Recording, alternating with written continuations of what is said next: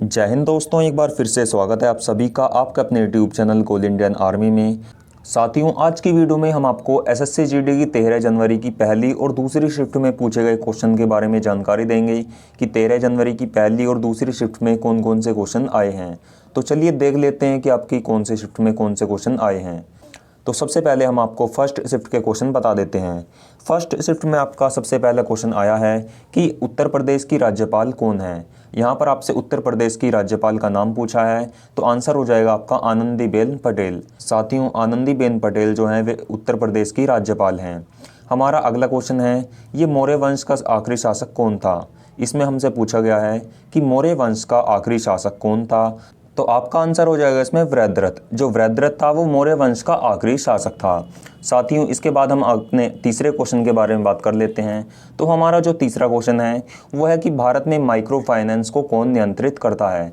तो इसका जो आंसर था वो हो जाएगा आपका आरबीआई। आरबीआई आपका यहाँ पर राइट आंसर हो जाएगा। इसके बाद हम अपने फोर्थ क्वेश्चन के बारे में देखें तो जो हमारा फोर्थ क्वेश्चन है वो है कि बस्तर विद्रोह कब हुआ था। तो जो बस्तर विद्रोह था वो 1910 में हुआ था। तो आपका 1910 राइट आंसर हो जाएगा। इसके बाद हमारा अगला क्वेश्चन है कि दूसरी पंचवर्षीय योजना का कार्यकाल क्या था। यानी कि जो दूसरी पंचवर्षीय योजना थी वो कब से कब तक चली थी। तो जो इसका कार्यकाल है वो 1956 से लेकर 1961 हो जाएगा। 1956 से 1961 आपका राइट आंसर यहाँ पर हो जाएगा।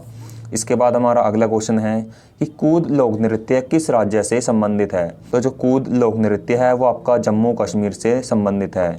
साथियों, इसके बाद हमारा अगला क्वेश्चन है कि भारतीय ओलंपिक संघ की स्थापना कब हुई थी। तो जो भारतीय ओलंपिक संघ है उसकी स्थापना 1927 में हुई थी। इसके बाद हमारा नेक्स्ट क्वेश्चन जो पूछा गया है यह है कि एशियन गेम्स 2018 की थीम क्या थी। यानी कि जो 2018 में आपके एशियन गेम्स हुए हैं उनकी थीम क्या थी, तो उनका उद्देश्य क्या था। तो साथियों, उनकी जो थीम थी वो आपकी feel the energy of Asia. Answer हो जाएगा आपका feel the energy of Asia. यही एशियन गेम्स 2018 की थीम रखी गई थी। इसके बाद हमारा नेक्स्ट क्वेश्चन है कि उत्थान का विलोम शब्द क्या होता है। यह आपका हिंदी से पूछा गया है। तो जो उत्थान का विलोम शब्द है वो आपका पतन हो जाएगा। इसके बाद हमारा अगला क्वेश्चन पूछा गया है आकाश का विलोम। तो जो आकाश का विलोम है वो आपका हो जाएगा पाताल। आकाश का विलोम आपका पाताल यहाँ पर हो जाएगा। इसके बाद हमारा 11वां क्वेश्चन है कि इंद्र का पर्यायवाची क्या होता है। तो इंद्र का जो पर्यायवाची है वो कई सारे होते हैं, जैसे कि देवराज, अमरपति और देवपति। तो इनमें से जो भी आपको आंसर में मिल जाए वही आपका राइट आंसर हो जाएगा। इसके बाद हमारा अगला क्वेश्चन है कि सुप्रीम कोर्ट की स्थापना कब हुई थी। तो जो सुप्रीम कोर्ट है उसकी स्थापना 28 जनवरी 1950 को हुई थी। इसके बाद हमारा नेक्स्ट क्वेश्चन जो पूछा गया है वो है कि जनगणना 2011 के अनुसार सबसे खराब साक्षरता दर में दूसरे स्थान पर कौन सा राज्य था। तो जो दूसरे स्थान पर सबसे खराब साक्षरता दर में यहाँ पर अरुणाचल प्रदेश को रखा गया था। तो आपका अरुणाचल प्रदेश यहाँ पर राइट आंसर हो जाएगा। इसके बाद हमारा अगला क्वेश्चन है कि खाना बनाना कौन सा परिवर्तन है। तो खाना बनाने में जो आपका परिवर्तन होता है वो रासायनिक परिवर्तन होता है। ये आपका जीएस से क्वेश्चन था, तो आपका राइट आंसर यहाँ पर हो जाएगा रासायनिक परिवर्तन। इसके बाद हमारा अगला क्वेश्चन है कि पश्चिम बंगाल में कौन सा अभिनेता राज्यसभा का सदस्य है। तो जो पश्चिम बंगाल में अभिनेता यश दास गुप्ता हैं वे अभिनेता राज्यसभा के सदस्य हैं। तो साथियों, यश दास गुप्ता आपका यहाँ पर राइट आंसर हो जाएगा। इसके बाद हमारा अगला क्वेश्चन है कि भारतीय संविधान को संविधान सभा में कब स्वीकार किया गया था, यानी कि कब अंगीकृत किया गया था। तो 26 नवंबर 1949 को आपका यहाँ पर राइट आंसर हो जाएगा। 26 नवंबर 1949 को भारतीय संविधान को संविधान सभा में स्वीकार किया गया था। तो ये आपके फर्स्ट शिफ्ट के ये क्वेश्चन पूछे गए हैं। ये सभी वे क्वेश्चन हैं जो हमें पता लगे हैं कि फर्स्ट शिफ्ट में आपके कौन कौन से क्वेश्चन आए थे। अब यदि मैं बात करूं 13 जनवरी की सेकंड शिफ्ट के क्वेश्चंस की, तो सेकंड शिफ्ट के क्वेश्चंस भी आप यहां पर देख सकते हैं। तो हमारी 13 जनवरी की सेकंड शिफ्ट का पहला क्वेश्चन है कि 2011 की जनगणना के अनुसार पुरुषों की साक्षरता दर कितनी है। साथियों, जो 2011 की जनगणना है उससे संबंधित हर शिफ्ट में एक ना एक क्वेश्चन पूछा जा रहा है। उसकी भी तैयारी अच्छे से कीजिए जिससे कि आप इसके क्वेश्चन को सही कर सकें। तो जो इसका आंसर है वो हो जाएगा 82.14%, यानी कि 82.14% आपका यहाँ पर राइट आंसर हो जाएगा। इसके बाद हमारा अगला क्वेश्चन है कि सोडियम को किस में रखा जाता है। तो तो सोडियम को केरोसिन में रखा जाता है। इसके बाद हमारा नेक्स्ट क्वेश्चन देख लेते हैं कि इसमें पूछा गया है कि सीबीएसई के अध्यक्ष कौन हैं, यानी कि जो सीबीएसई बोर्ड है उसके अध्यक्ष यहाँ पर पूछा गया है।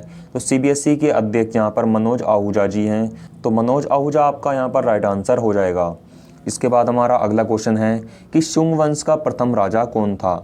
तो साथियों इसमें आपका राइट आंसर हो जाएगा पुष्पमित्र। इसके बाद हमारा नेक्स्ट क्वेश्चन है, ये सबसे आसान क्वेश्चन पूछा गया है इस शिफ्ट का, कि दिल्ली का मुख्यमंत्री कौन है। साथियों आप सभी को पता होना चाहिए कि दिल्ली के मुख्यमंत्री केजरीवाल हैं। तो यहाँ पर आपका राइट आंसर हो जाएगा केजरीवाल। इसके बाद हमारा अगला क्वेश्चन है कि न्यायपालिका किस देश से ली गई है, यानी कि जो हमारे देश की न्यायपालिका है वो किस देश से ली गई है। तो यहाँ पर राइट आंसर हो जाएगा आपका यूएस, यानी कि अमेरिका से। तो अमेरिका से हमारी भारतीय न्यायपालिका ली गई है। इसके बाद हमारा अगला क्वेश्चन है कि सोनल मानसिंह का संबंध किस नृत्य से है। तो जो सोनल मानसिंह है उनका संबंध भरतनाट्यम और ओडिसी नृत्य से है। साथियों यहाँ पर आपका राइट आंसर हो जाएगा भरतनाट्यम एंड ओडिसी नृत्य। इनमें से जो भी आपको ऑप्शन में देखने को मिले वही आपका राइट आंसर हो जाएगा। इसके बाद हमारा अगला क्वेश्चन है कि चांदनी के पर्यायवाची यहाँ पर आपसे पूछा गया है, यानी कि यह एक हिंदी का क्वेश्चन है। तो चांदनी का पर्यायवाची आपको बताना है। तो आपका आंसर हो जाएगा चंद्रिका, ज्योत्सना, कौमुदी और कुमुदकला। ये सभी आपके चांदनी के पर्यायवाची हैं। इसके बाद हमारा अगला क्वेश्चन है, यहाँ पर आपसे पहाड़ का पर्यायवाची पूछा है। तो पहाड़ के कई सारे पर्यायवाची होते हैं, जैसे कि पर्वत, गिरि, अचल, भूमिधर, शैल और धरणीधर। ये सभी आपके पहाड़ के पर्यायवाची होते हैं। इसके बाद हम अपने अगले क्वेश्चन देख लेते हैं कि इसमें और कौन कौन से क्वेश्चन पूछे गए हैं। तो इसमें हमारा 10वां क्वेश्चन है कि ईडन गार्डन क्रिकेट स्टेडियम कहाँ पर है। तो जो ईडन्स गार्डन क्रिकेट स्टेडियम है वो आपका कोलकाता में स्थित है। ये आपका क्वेश्चन यहाँ पर पूछा गया है। इसके बाद अगला क्वेश्चन है, यहाँ पर ये अगला क्वेश्चन पूछा गया है कि हरित क्रांति की शुरुआत सबसे पहले किस देश से हुई थी। तो हरित क्रांति की शुरुआत सबसे पहले मैक्सिको से हुई थी। इसके बाद हमारा अगला क्वेश्चन है कि कमल का पर्यायवाची आपसे पूछा है। ये आपका हिंदी का क्वेश्चन है। तो आपका जो कमल का पर्यायवाची है वो हो जाएगा पंकज, नीरज, सरोज, जलज और अंबुज। ये सभी आपके कमल के पर्यायवाची हैं। तो जो भी आपको यहाँ पर ऑप्शन में मिले वही आपका राइट आंसर हो जाएगा। इसके बाद हमारा नेक्स्ट क्वेश्चन है कि 2019 में सरस्वती पुरस्कार किसे मिला था। तो 2019 में जो सरस्वती पुरस्कार है वो वासुदेव मोही को मिला था। तो ये आपका राइट आंसर यहाँ पर हो जाएगा। इसके बाद हमारा अगला क्वेश्चन है कि बिजली के पर्यायवाची, यानी कि बिजली का आपसे पर्यायवाची पूछा है। तो बिजली का आपका जो पर्यायवाची है वो हो जाएगा विद्युत, त्वरित, चचला और चपला। ये चारों ही आपके बिजली के पर्यायवाची हैं। तो ये आपका राइट आंसर यहाँ पर हो जाएगा। इसके बाद हमारा अगला क्वेश्चन है, यहाँ पर आपसे पत्नी का पर्यायवाची पूछा है। तो पत्नी का पर्यायवाची हो जाएगा भार्या, बेगम, कलत्र, वधू और सहधर्मिणी। ये सभी आपके पत्नी के पर्यायवाची हो जाएंगे। इसके बाद हमारा अगला क्वेश्चन है कि वॉलीबॉल के खेल में नेट की ऊंचाई कितनी होती है। तो इसके खेल में जो नेट की ऊंचाई है वो होती है आपकी 2.43 मीटर या फिर 7.97 फीट। अगर मीटर में दिया हुआ होगा तो 2.43 मीटर, और अगर आपका ऑप्शन फीट में होगा तो 7.97 फीट आपका यहाँ पर आंसर हो जाएगा। इसके बाद हमारा अगला क्वेश्चन है कि उन्नति का विलोम क्या होता है। तो यहाँ पर आपसे उन्नति का विलोम शब्द पूछा है। तो उन्नति का विलोम शब्द हो जाएगा आपका अवनति। इसके बाद नेक्स्ट है कि जिसमें शक्ति ना हो। तो जिसमें शक्ति ना हो उसे निर्बल कहते हैं। यह आपका अनेक शब्दों का एक शब्द था। तो ये आपका राइट आंसर निर्बल इसमें हो जाएगा। इसके बाद हमारा अगला क्वेश्चन हिंदी से है। ये आपका एक मुहावरा है, इसका अर्थ पूछा है कि ऊँट के मुंह में जीरा होना के मुहावरे का अर्थ क्या होता है। साथियों ये क्वेश्चन आपका 11 तारीख को भी पूछा गया था। तो सेम ही यहाँ पर क्वेश्चन रिपीट हो गया है। तो आपसे इन सभी क्वेश्चन को तैयार कर लीजिए, क्या पता आपकी शिफ्ट में इनसे कोई क्वेश्चन रिपीट हो जाए। तो इसका आंसर जो हो जाएगा वो है कि बहुत कम मात्रा में कोई वस्तु मिलना या फिर प्राप्त होना। तो ऊँट के मुंह में जीरा का अर्थ यहाँ पर ये हो जाएगा। इसके बाद हमारा अगला क्वेश्चन है 20वां है कि इसमें से पराबैंगनी किरणें कौन सी है। तो आपको 4 ऑप्शन दिए हुए थे, जिसमें आपका राइट आंसर हो जाएगा सूर्य से आने वाली किरणें। जो सूर्य से आने वाली रेज होती हैं, किरणें होती हैं, उन्हें पराबैंगनी किरणें यानी कि अल्ट्रावायलेट रेज कहते हैं। तो साथियों ये सभी जितने भी मैंने आपको क्वेश्चन कराए हैं ये 13 तारीख की पहली और दूसरी शिफ्ट में पूछे गए हैं।